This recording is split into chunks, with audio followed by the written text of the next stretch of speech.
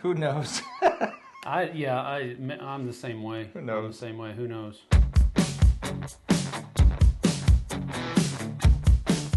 Hey, folks, welcome to the Dice Tower. This is Sam. I'm JT. And this is our bottom 5. That is to say, numbers 10 through 6. Games that we're going to play, that we're hoping to play on the cruise. Yeah. That's coming up in just a couple weeks. We just took the library as it was and picked 10 games that we really would like to play that's in the Dice Tower library that's going to be on the cruise. Yep. Now, that's the long and the short of it. We didn't really put any too much in there. I have zero clue as to whether or not there's going to be any crossover. I have no idea. I don't have no either. idea. I mean, having crossovers on something like this would be good because we know what we're going to be able to schedule together. 95 pages, I think, on there. There was 2,200 games to look through. Dang. I looked through all of them. The average, this is where we're going to actually maybe have a clue as to whether or not we're going to have any crossover.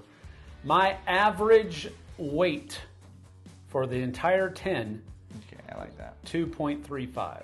Mine's 2.8. Ooh! And the first thing I did is I literally came up with a list of about 50 games. 50 games? And then I took off all of my I took off 18 heavy games. There were big heavy games that we're probably not going to get to on the cruise. Right. That I'd love to play, but I took those off and then I whittled the rest down. So My heaviest game was a 2.99. well, my So a heaviest 3. is a 4.22. Oh! 4.22. Yeah. My lightest one was a 1.80.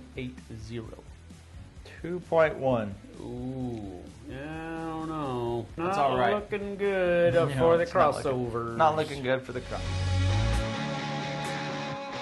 My number 10 is the lightest one on the list, and it's kind of a gimmicky game, I would imagine, because it is a Lego game. This is called Monkey Palace. It's a cooperative game where you're well, I guess it's semi-cooperative because I think there is only one winner. But you're cooperatively trying to build the monkey's palace under the supervision of the monkey, and you're still trying to be the most efficient or the best builder. So I don't think it's totally cooperative, but I really want to play this game. I just think I think it looks like a cool crossover between Legos, something that I enjoy doing, and board games, something that I enjoy doing. Interesting. So it's super light, but I want to give it a try. I want to see how it goes. Pieces everywhere. I know, right? Everybody's going to be stepping on them. That's not good. That's my number 10, though, Monkey Palace. All right. My number 10, I don't want to give anything away here, but my number 10 is a game that we played on the cruise last year. And it's a game that I'd love to get back to the table on the cruise, even with the same guys, maybe a person or two more, whatever else. Doesn't matter. I'd like to play it again. And we had a blast of a time doing it, and that was Battlestar Galactica. Oh, okay. All right. So I haven't played. That's only one time I played Battlestar Galactica was last year's cruise. This year, I'd love to get it back to the table. Well, I'm pretty sure if David's going to be there, he will surely oblige. So that's something. Okay, I guess here I need to mention that I've never played any of these games. Okay.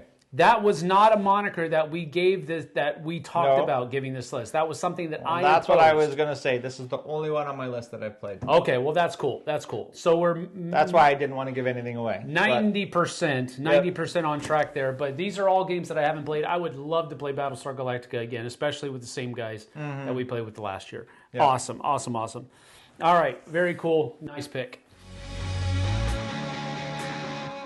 The heaviest game on my list. It's from Board and Dice, and this one is called Windmill Valley. Windmill Valley is a game that I like the look of, and I like the theme of, because, I don't know, maybe I just haven't seen them, but you don't see a whole lot of games about windmills out there. No. So that was kind of the catchiness of it. This is probably about it's in the upper echelon of games as far as weight is concerned that I actively want to seek after to play.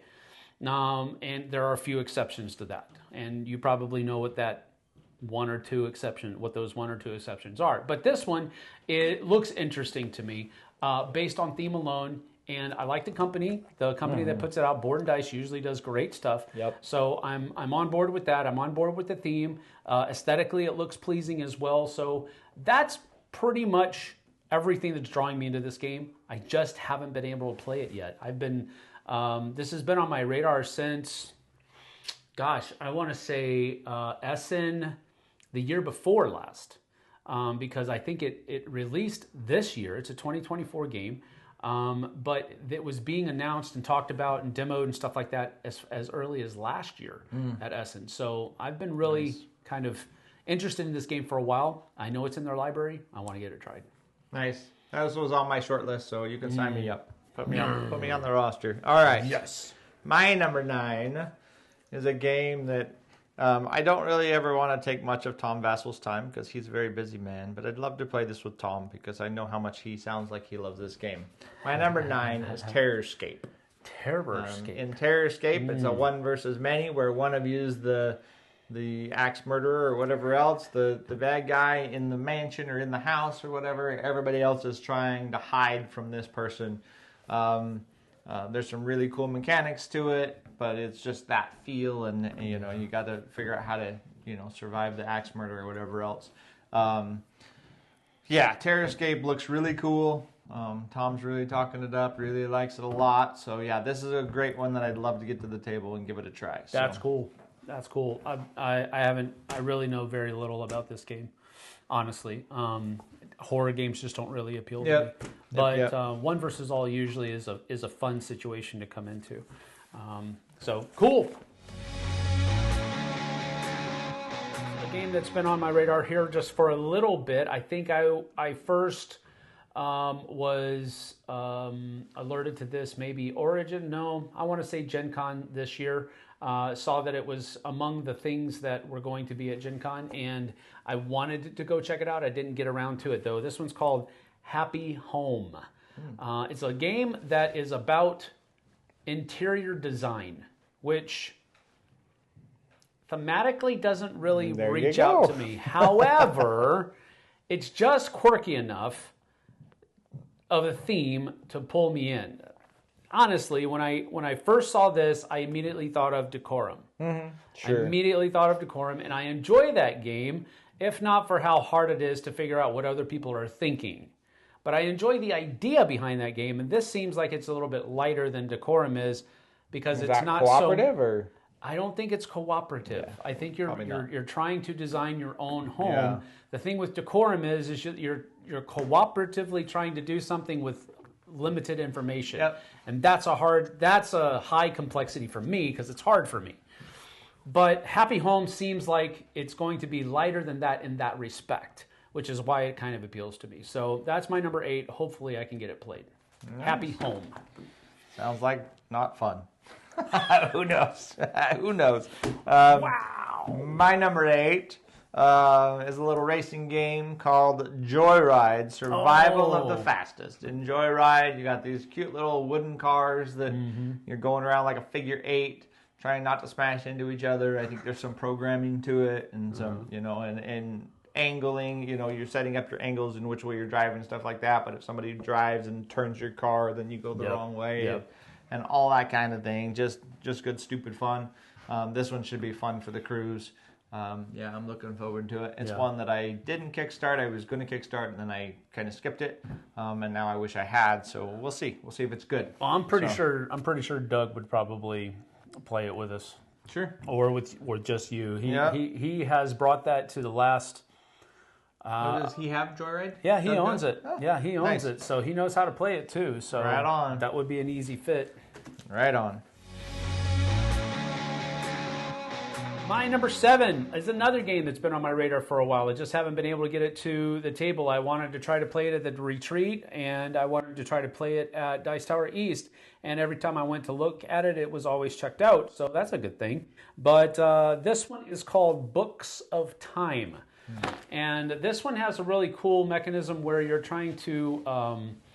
I wish I would have read a little bit. I was reading through some of the different descriptions, and I forgot to do it for this one. But it does have this kind of like a notebook type thing that you're trying to put together. And that is what pulled me in. I was like, that looks interesting. I want to try to do that. But this is one that I've had my eye on for a while. I don't know that much about it. That's my fault.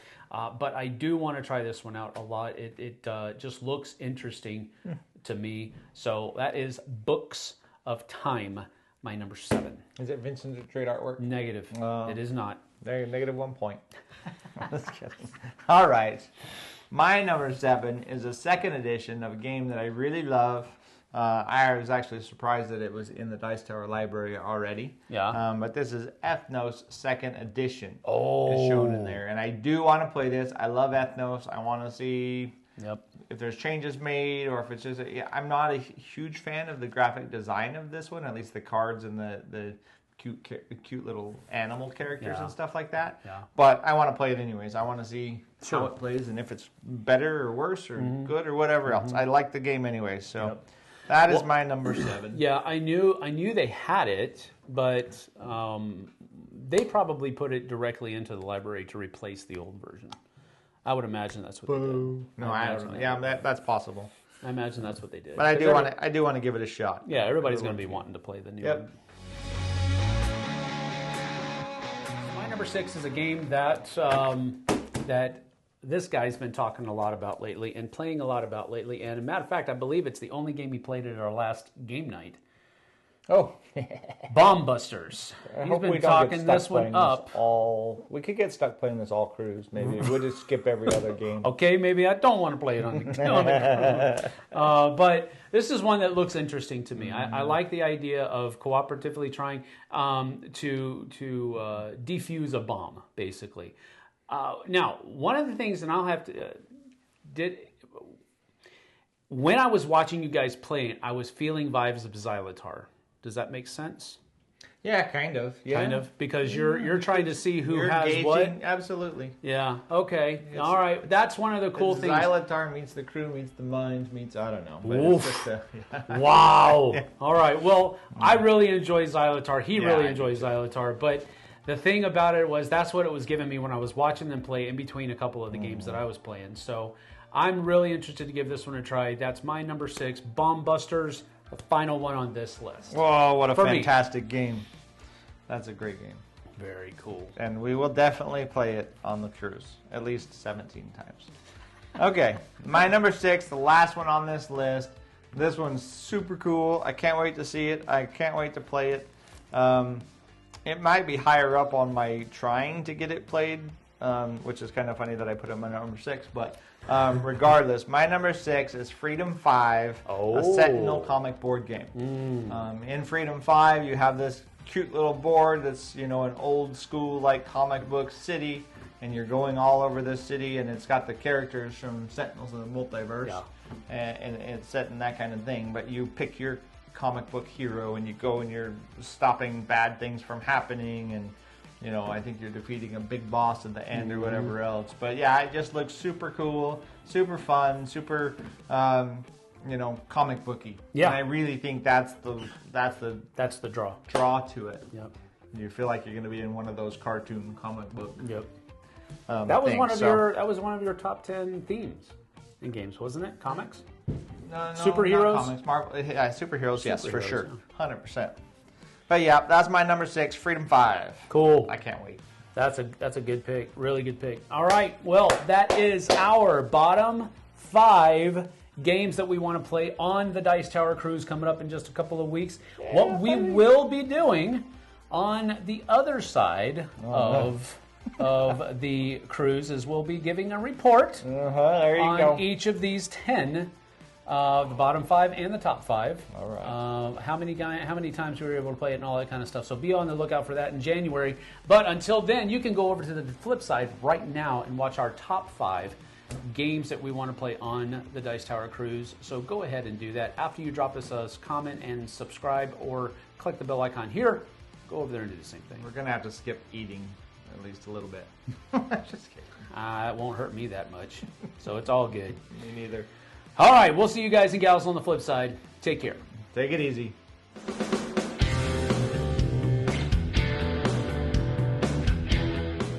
Hey, everybody. everybody, thanks for watching this video. If you like this review or whatever you just watched, wasn't it amazing?